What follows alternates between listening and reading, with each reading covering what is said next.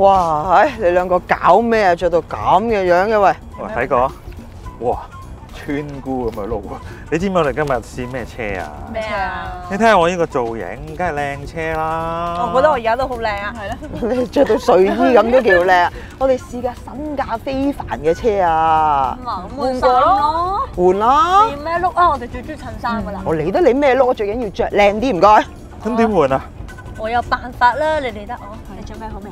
準備好。1、2、3，換衫。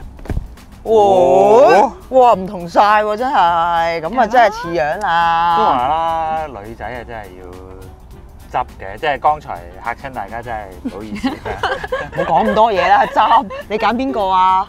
喂，呢件扮 elegant 嘅襯我啲係嘛？你同我一 team 啦。不過我哋要分 team 㗎啦。係啊，因為我哋今日要試兩部車啊，你睇。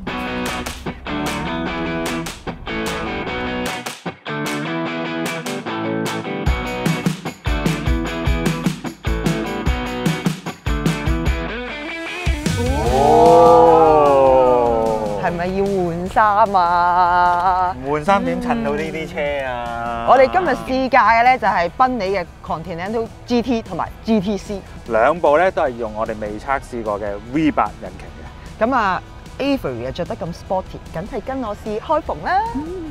你係跟我啊？係啊，其實兩個跟我都得噶嘛。人哋都唔想跟你，我哋行。我想跟上車，上車。上車，上車。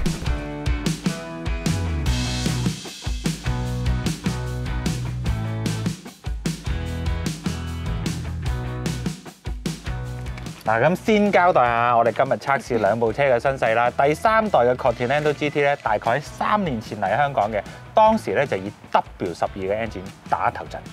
咁啊，最近引入門嘅 V8 Continental GT 啦，雖然咧就叫入門版啦，咁但係咧佢比 W12咧輕成79公斤。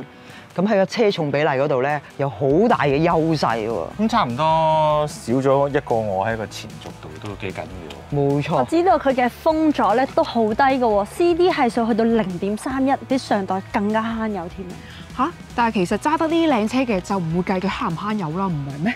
係，你講得啱。咁啊，所以咧車重輕咗，比例更加好咧，我哋就着重佢個操控性更加正。一陣試車再講。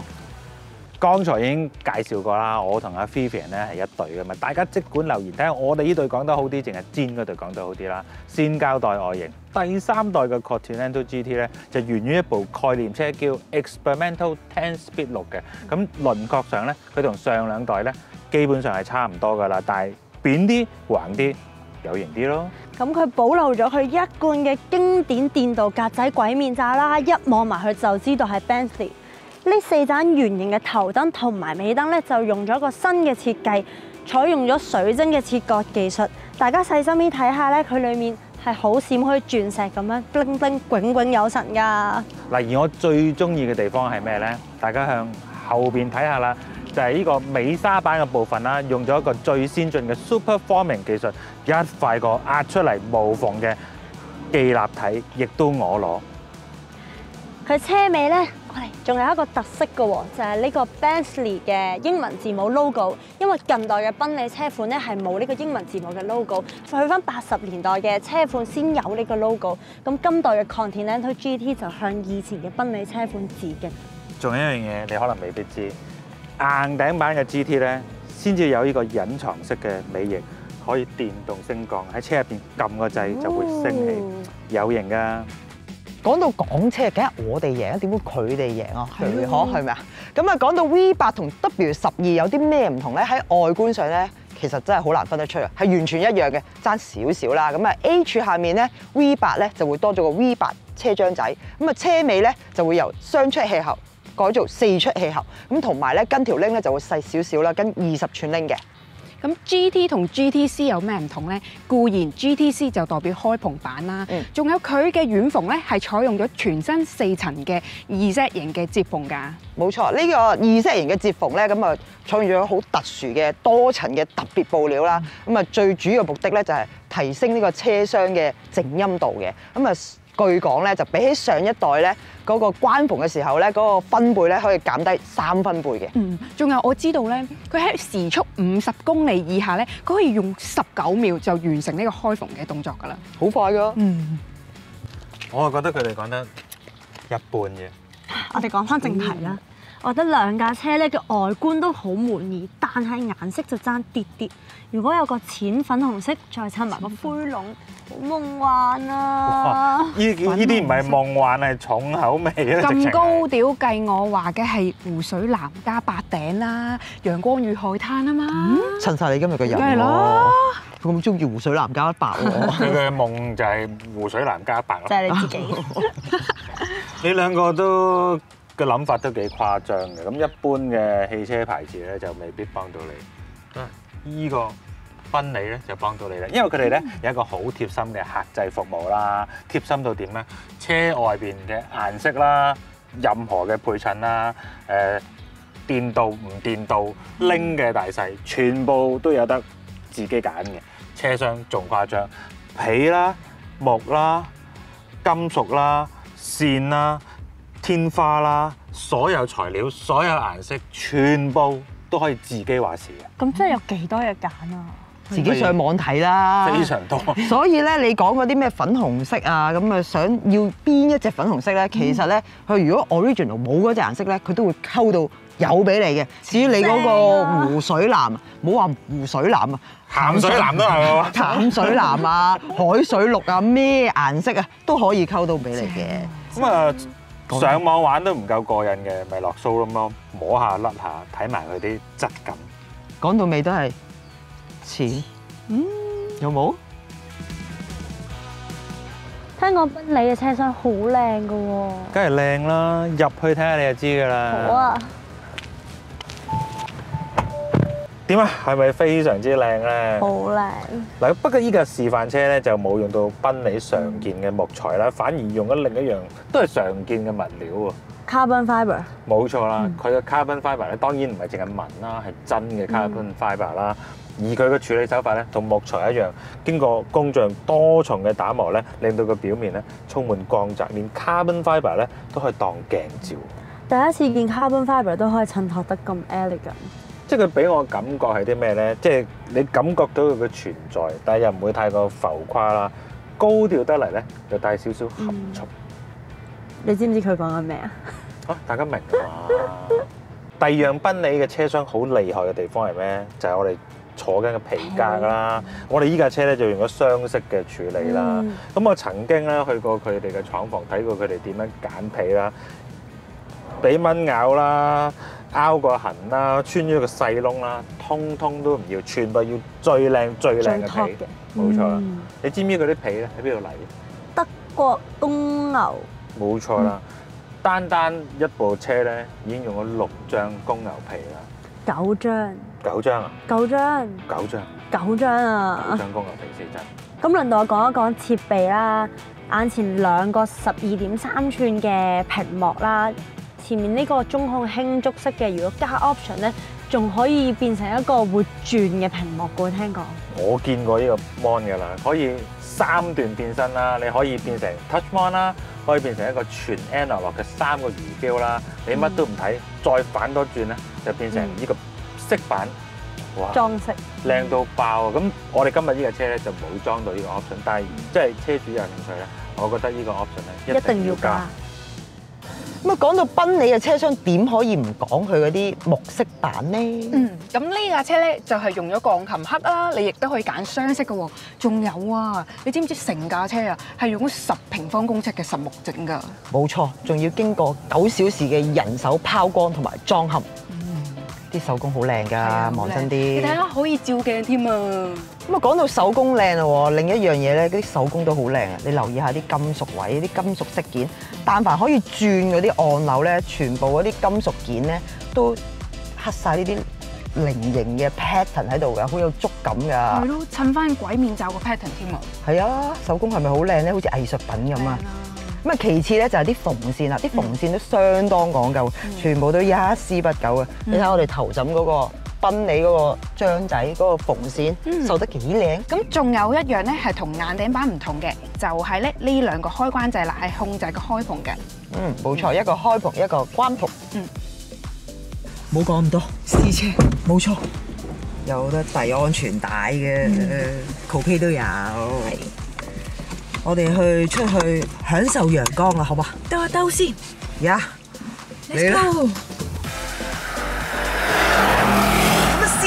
講佢個動力心臟先啦，咁我都係第一次試呢部 Continental GT 嘅 V8 啦，咁當然同 W12最唔同嘅地方就係佢副引擎啦，咁佢副引擎咧就採用4公升 V8 雙推保引擎嘅，馬力咧就去到550匹，扭力咧770 Nm， 咁相比 W12個力量輸出咧就少80幾匹啦，咁當然好難同 W12直接比較嘅，咁但係揸起上嚟咧都係好勁嘅。冇錯，我都 feel 到。咁呢部車咧就採用呢個8前速嘅雙離合氣波箱啦，極速咧可以去到每小時318公里嘅。香港嘅無福銷售啦。係啦。咁0至100咧，咁我而家揸緊呢部 GTC 咧就可以去到4.1秒嘅。4.1秒。係啦，咁Coupe咧就因為輕少少啦，咁個0至100咧就4秒，咁我哋都係慢0.1秒啫。係咯，唔係差好遠啫。礙於其實咧，佢始終真係有2噸，超過2噸嘅車重啦。咁起步嗰下咧，試俾大家睇下。咁第一下咧，你會 feel 到個車係重嘅，咁但係隨即啊，正如我所講，佢個扭力有700幾 mm， 2000轉以嗰個全數釋出，跟住個湧出嚟嗰啲力咧係2、3、4千轉一路係咁嘭嘭聲咁飆出嚟嘅嗰啲力量係好誇張嘅，真係誇張。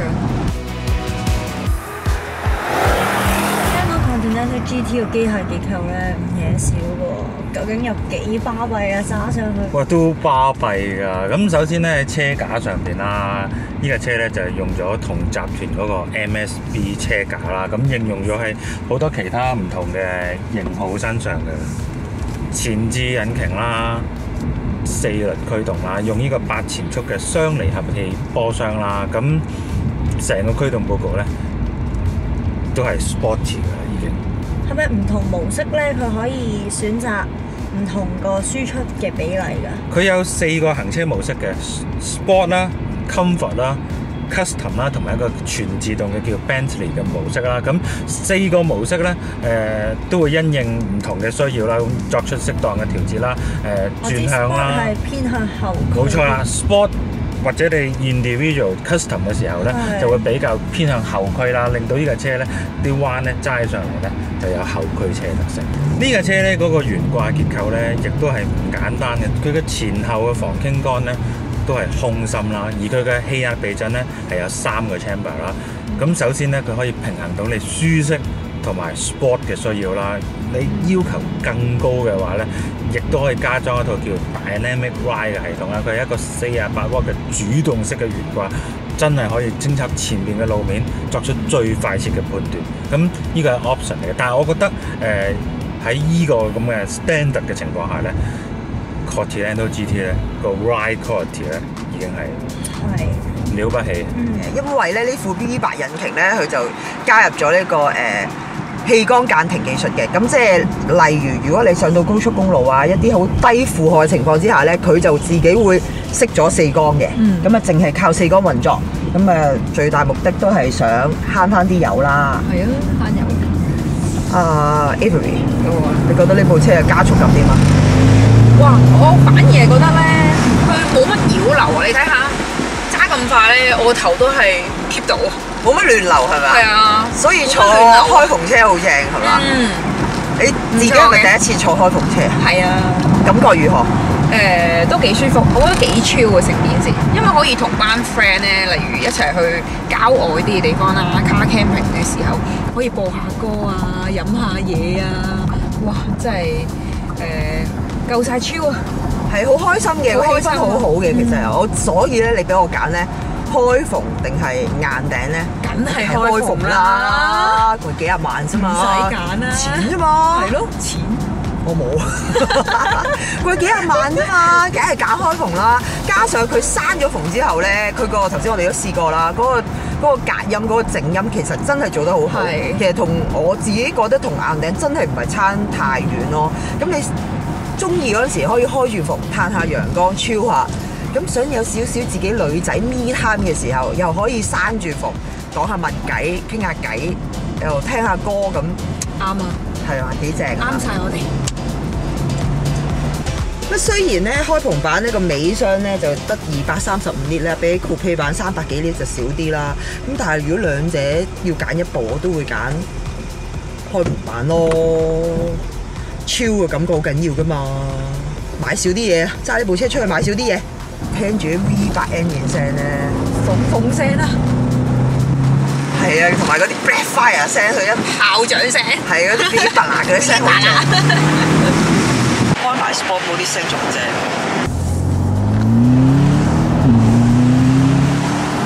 哇！你聽唔聽到啊？聽到啊！